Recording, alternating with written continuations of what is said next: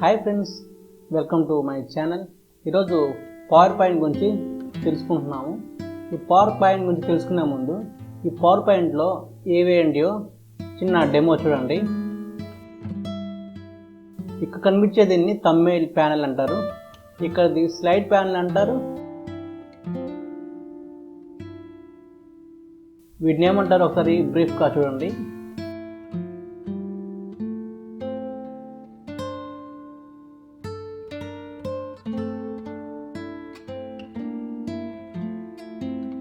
Next one వచ్చేసి home ట్యాబ్లో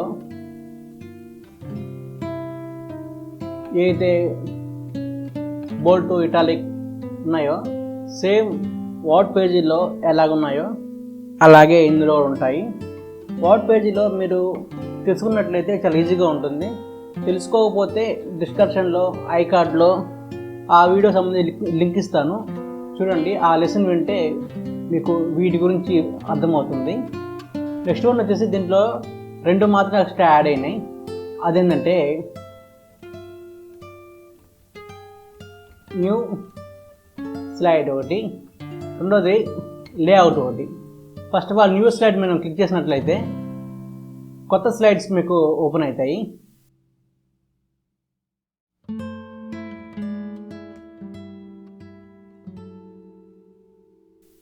ఎన్నిసార్లు ఈ ఆప్షన్ క్లిక్ చేసినట్లయితే అన్నిసార్లు కొత్త స్లైడ్స్ మీకు ఓపెన్ అవుతాయి. అలా కాకుండా మీరు కంట్రోల్ ఎం క్లిక్ చేసినా సరే కొత్త స్లైడ్స్ ఓపెన్ అవుతాయి. అలా కాకుండా చివరి స్లైడ్ మీద క్లిక్ చేసి రైట్ సైడ్ క్లిక్ చేస్తే ఇక్కడ న్యూ స్లైడ్ ఉంది కదా, దీని మీద క్లిక్ చేస్తే కొత్త స్లైడ్ ఓపెన్ అవుతుంది. తర్వాత దీన్ని మనం వద్దనుకుంటే డిలీట్ చేయొచ్చు.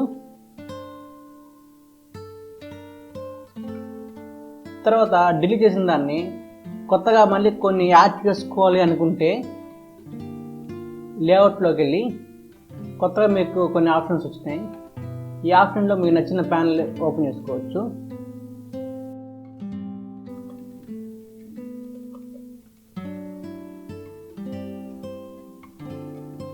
నేను చూపించడానికి 3 స్లైడ్స్ తీసుకున్నాను.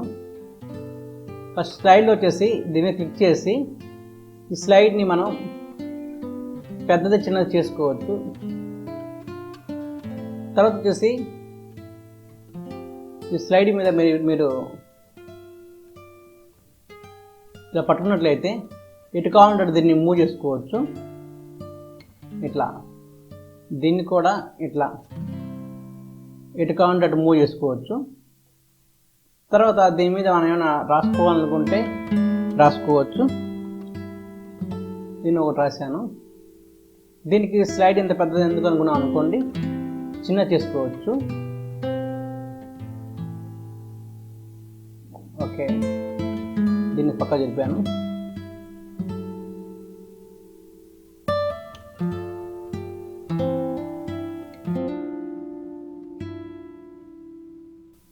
తర్వాత వచ్చేసి డిలీట్ స్లైడ్ అంటే అది అక్కడ స్లైడ్ మొత్తం డిలీట్ అయిపోయింది. ఇవన్నీ వచ్చేసి ఈ లేఅవుట్ అయితే ఉందో ఒకసారి మీరు చెక్ చేసుకొని దీని మీద అప్లై చేసుకోండి. నెక్స్ట్ వన్ వచ్చేసి మనకి ఒక కొత్త లేయర్ తీసుకున్నాం కదా ఇందాక. తీసుకున్నప్పుడు సదరు కంపెనీ వాడు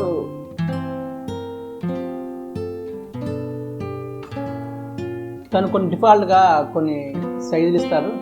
సైజు కావాలంటే మనం మార్చుకోవచ్చు. చూసారా, సైజు మారింది.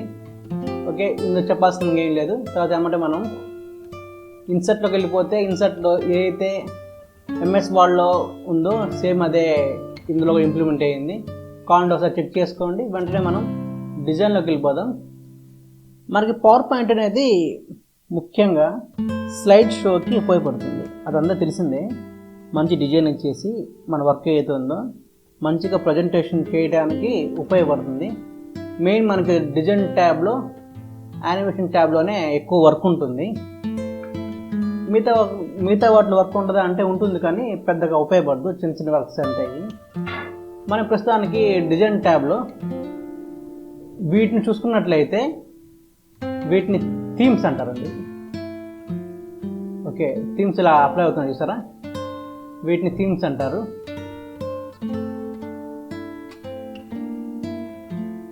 మీకు గమనించినట్లయితే ఏ థీమ్ అప్లై చేసినా సరే రెండింటికి ఇంప్లిమెంట్ అవుతుంది. ఏదైతే మనం 2-3 స్లైడ్ షోస్ తీసుకుంటామో అన్నిటికీ ఇంప్లిమెంట్ అవుతుంది. అలా కాకుండా ఒక్కదానికి ఇంప్లిమెంట్ అవ్వాలంటే దీని మీద క్లిక్ చేసి రైట్ క్లిక్ చేసి ఆల్ స్లైడ్ ఇంప్లిమెంట్ అయింది.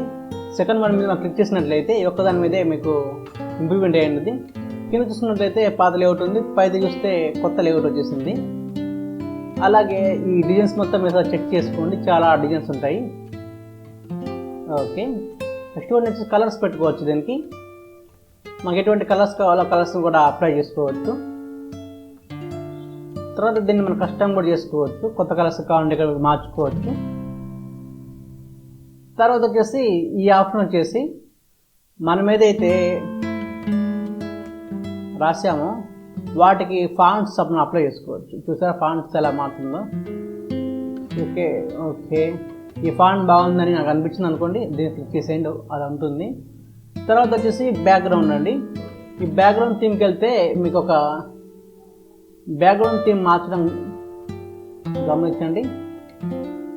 నెక్స్ట్ వన్ వచ్చేసి ఇక్కడ క్లిక్ చేసినట్లయితే మీకు కొత్త ట్యాబ్ ఓపెన్ అయింది. ఈ ట్యాబ్లో అయితే ఏం చెప్తున్నానంటే సాలిడ్ కలర్ రావాలా, లేదు గ్రేడియంట్ రావాలా. గ్రేడియంట్ అంటే మీరు చూసారా అక్కడ గ్రేడియంట్ కలర్ వస్తుంది. గ్రేడియంట్ మీకు ఇలా కావాలంటే ఉంచుకోండి.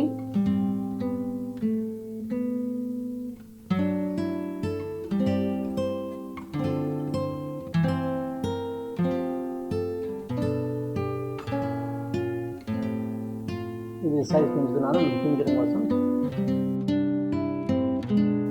తర్వాత వచ్చేసి డిజైన్ ట్యాబ్లో మనం బ్యాక్గ్రౌండ్ కలర్ ఉన్నాం కదా, ఇప్పుడు వచ్చేసి గ్రేడింగ్ చూసాం. నెక్స్ట్ వన్ వచ్చేసి పిక్చర్స్ అండి. పిక్చర్స్ మీద క్లిక్ చేసినట్లయితే మీకు ఇలా వస్తుంది. అలా కాదు, మీ సిస్టంలో ఎటువంటి పిక్చర్ ఉందో అది బ్యాక్గ్రౌండ్గా మనకు కావాలనుకోండి, ఫైల్లోకి వెళ్ళండి. ఫైల్లో మీకు ఎక్కడ పిక్చర్ ఉందో ఆ ప్లేస్కి మీరు వెళ్ళండి.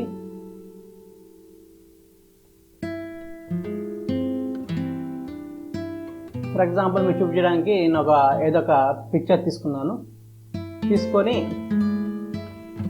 ఓకే అన్నప్పుడు మీకు ఇలా వచ్చింది. నెక్స్ట్ వన్ వచ్చేసి వీటి మీద క్లిక్ చేస్తే కొత్త ఆర్ట్ మీకు ఓపెన్ అవుతుంది. మీకు ఏ ఆర్ట్ కావాలంటే దాని మీద ఓపెన్ చేసుకోవచ్చు. నెక్స్ట్ వన్ వచ్చేసి వీటిల్లోనే గ్రేడెడ్ కలర్ వస్తుంటుంది.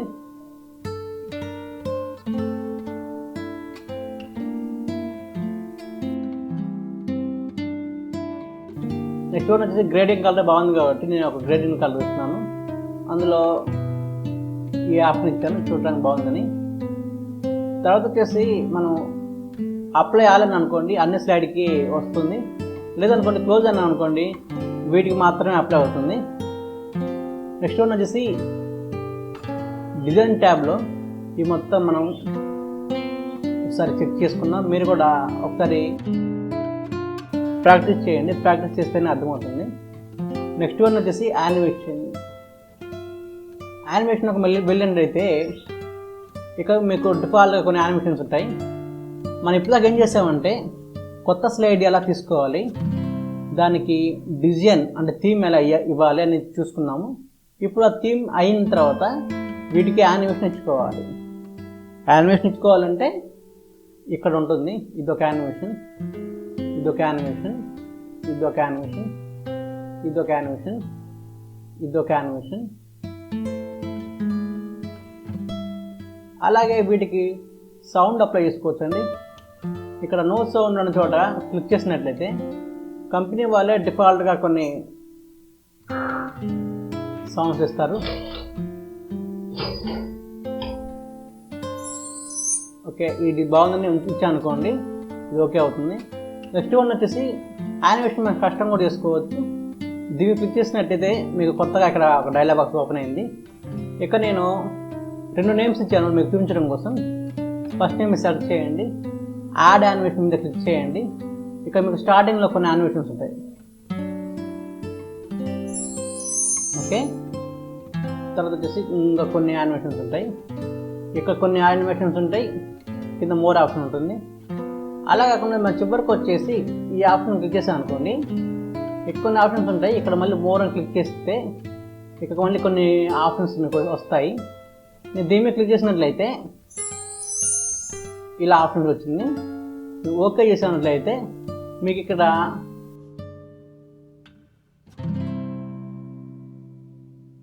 ఒక గుర్తు వచ్చింది చూస్తారా?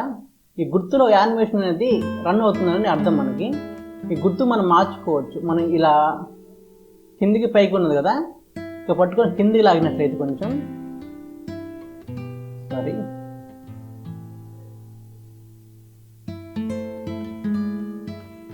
ఓకే,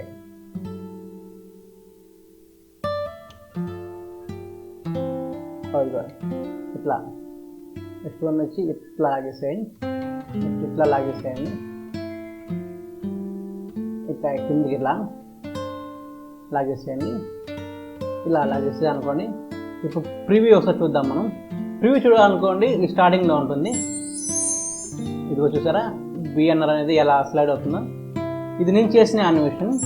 ఇలా మీకు నచ్చిన విధంగా మీరు యానిమేషన్ చేసుకోవచ్చు. యానిమేషన్ ట్యాబ్లో ఇదొకటే కాదు, ఇందులోకి వెళ్ళినట్లయితే కస్టమ్లోకి కావాల్సిన యానిమేషన్స్ ఉంటాయి. తర్వాత మీరు మోడ్లోకి వెళ్ళి యానిమేషన్స్ అనేది ఇంకా ఎక్కువ క్రియేట్ చేసుకోవచ్చు అండి. ఫర్ ఎగ్జాంపుల్ నేను ఉన్నాను, ఈ యానిమేషన్ బాగుంది అనుకోండి, దీనికి వద్దులేండి, దీనికి ఇద్దాం, బాగుంటుంది. దీనికి నేను కస్టమ్లోకి వచ్చేసి మోడ్లోకి వచ్చేసి ఈ యానిమేషన్ నచ్చింది అనుకోండి కదది, ఓకే చేస్తే మీకు ఇలా ఓపెన్ అయింది. దీనికి కావాలంటే మళ్ళీ మార్చుకోవచ్చు, పెంచుకోవచ్చు. స్లైడ్ అని అనుకోండి,